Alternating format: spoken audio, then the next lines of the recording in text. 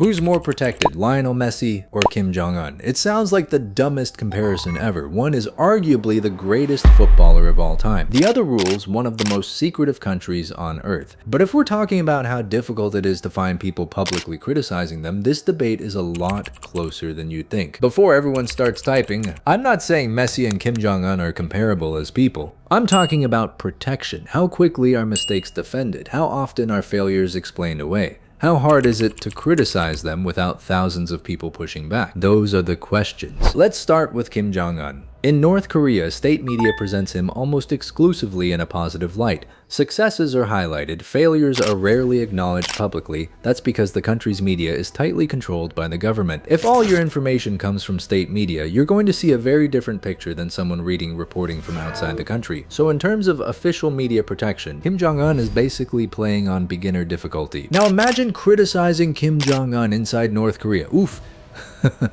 I'm getting chills down my spine thinking of that. North Korea doesn't allow open criticism of its leader. Human rights organizations and UN investigations have documented that people accused of political offenses, including criticizing or opposing the regime, can face imprisonment, forced labor, or be sent to political prison camps. That's why you almost never see negative coverage of Kim Jong-un in North Korean state media. If criticizing the leader can cost you your freedom, or worse, most people aren't going to criticize him in the first place. That's the highest level of protection imaginable, not because everyone agrees with you, but because many people are too afraid to say otherwise. Now let's talk about Messi. Unlike Kim, nobody controls what the world's media says about him. He gets criticized after poor games, disappointing tournaments, or losses. But here's where it gets interesting. Messi has something almost nobody else has.